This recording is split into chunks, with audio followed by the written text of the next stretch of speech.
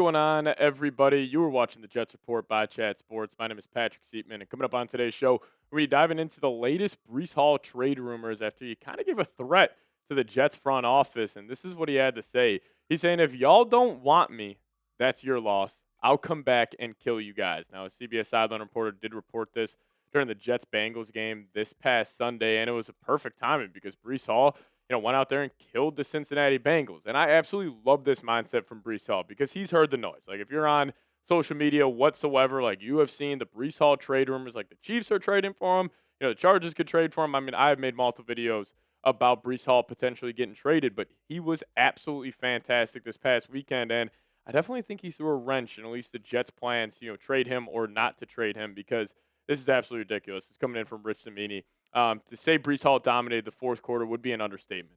He had 2 rushing touchdowns and a passing touchdown as the first non-quarterback since 1950 to have 2 rush touchdowns and a pass touchdown in the fourth quarter. And then also this. Hall was the third non-quarterback since 1950 to have 2 rush touchdowns and a pass touchdown in any quarter of a game since joining Chuck Mooney and George Taliaferro on the 1951 Yanks. So clearly it was a dominant game for Breece Hall. I thought he looked absolutely fantastic. You saw the explosive ability, and you saw him just really following his blocks at a very high level. He kind of played like a little Le'Veon Bell-esque game where he's just letting his blockers set up, and then he'd just find that crease and hit it at a very, very high speed. So shout out to number 20.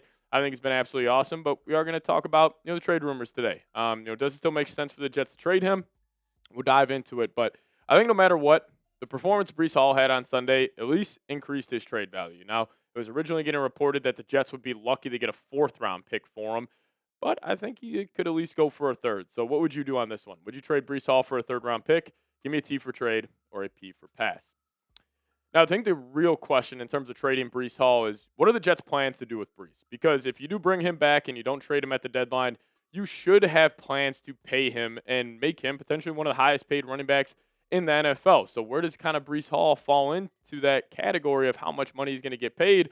Let's take a look across the NFL here. So Saquon Barkley got an extension this past summer, signing a massive deal, averaging out to $20 million per year. Christian McCaffrey's getting about 19, Derrick Henry 15, Jonathan Taylor $14 million. But now this is when it gets a little tricky in terms of paying running backs. Now, James Cook, I think, is a good example. He just signed for $11.5 million this past offseason, and James Cook, Breece Hall, I would probably put them on the same caliber of running back. Just James Cook gets, better PR, more publicity since he is with a winning organization there in Buffalo. But Aaron Jones also got $10 million. You also got James Conner at $9.5. So I think Breece Hall kind of falls into right around where James Cook would be.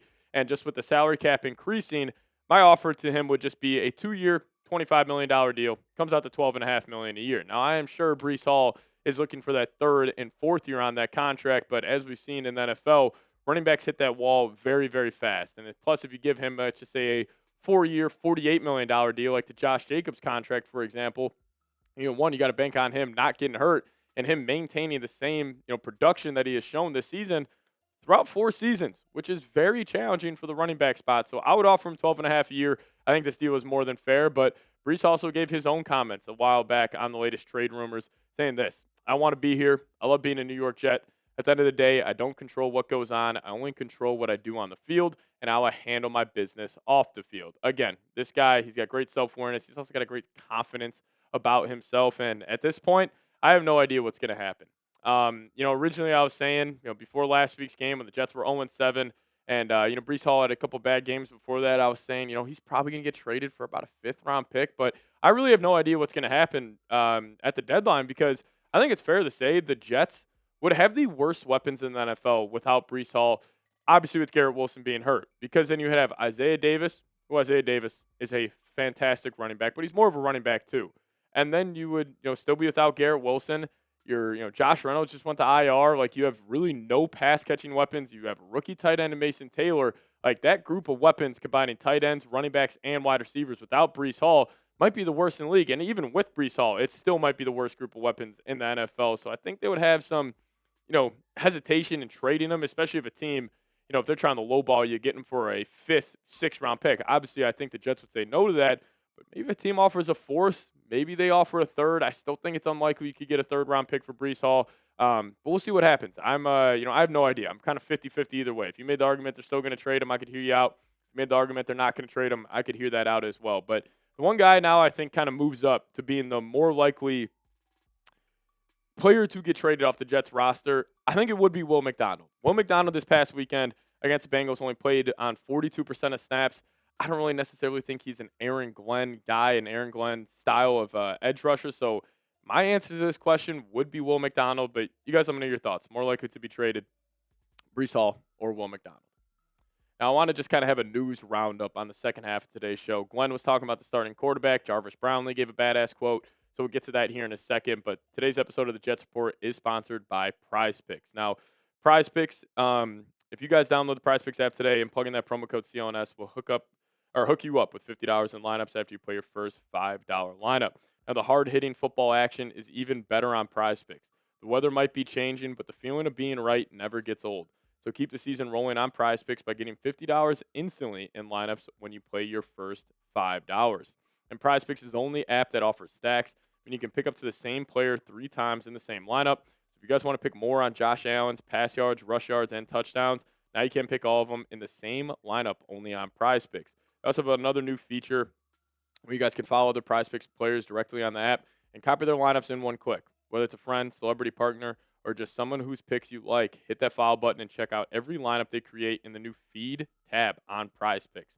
Download the Prize Picks app today, plug in that promo code CLNS, get hooked up with $50 in lineups after you play your first $5 lineup. That's promo code CLNS to get $50 in lineups after you play your first $5 lineup. But massive shout out to Prize Picks for sponsoring today's show. Prize Picks, it's good to be right. All right, just a bunch of random news and nuggets from the Jets, media session today. So I just want to kind of go through, all the latest we've been hearing. But I do want to start off here with a badass quote from Jarvis Brownlee. He said this after the game, saying, "I'm a guy that makes plays.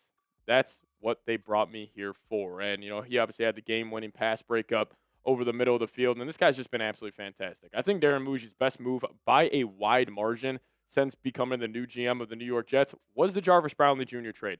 I can't believe that was a 6th and 7th round pick swap. Like, he legit looks like he's going to be a starting nickel for this defense for the next 5 seasons. He's also a young corner. He's 24 years old. He has so much to continue to develop. And I don't know, there's something about Jarvis Brownlee, and maybe it's just the energy I feel off him, but like, it's contagious through the TV.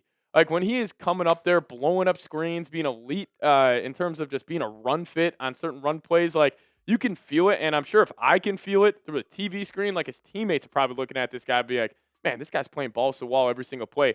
I got to go do that too. So I think that was Muji's best move by far since becoming the GM. But Aaron Glenn was asked about who's going to be the starting quarterback. I think it was kind of a bonehead question by the reporter, but this is what Aaron Glenn had to say.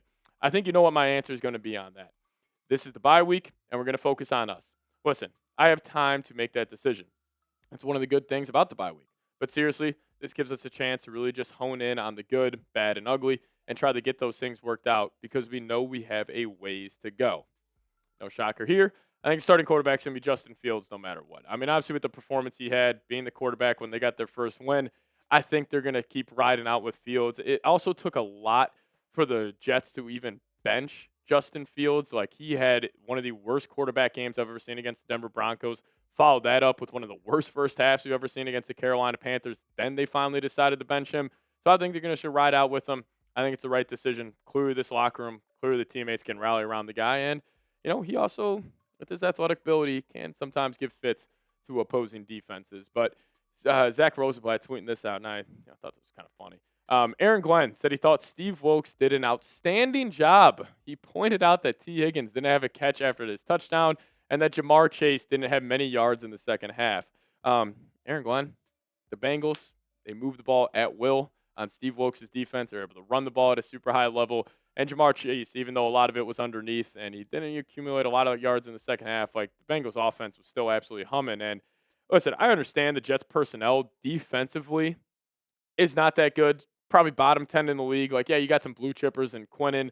Jermaine Johnson's a hell of a player. Sauce Gardner, he's a hell of a player too. But besides that, they don't have a lot of depth. Even Malachi Moore, I think he's going to develop very nicely into a safety at some point in the league. He did struggle against the Bengals. And plus with all the injuries they have had, like, I hear that. Like, the personnel is not that good. But also, Steve Wilks has been pretty damn bad this season. I mean, he has had 7 jobs over the last 8 seasons, or 8 years, I believe. and that's for a reason. Like clearly, he wears his welcome out pretty fast at whatever team or organization he is at. So I'm guessing that unless it's a big turnaround defensively, I could see them possibly getting a new defensive coordinator this offseason, or maybe Aaron Glenn starts calling defensive plays. But I don't really have too much faith in Steve Wilkes. I understand Glenn, that's one of his buddies, so he brought him in here, but I just don't think he's done too good of a job this season. I think that was pretty prevalent against the Cincinnati Bengals, but Glenn said he's doing a good job. So we'll see if that changes throughout the rest of the year. But do you have faith in Steve Wilkes? Give me a Y for yes or an N for no. We'll see you guys next time. Go Jets.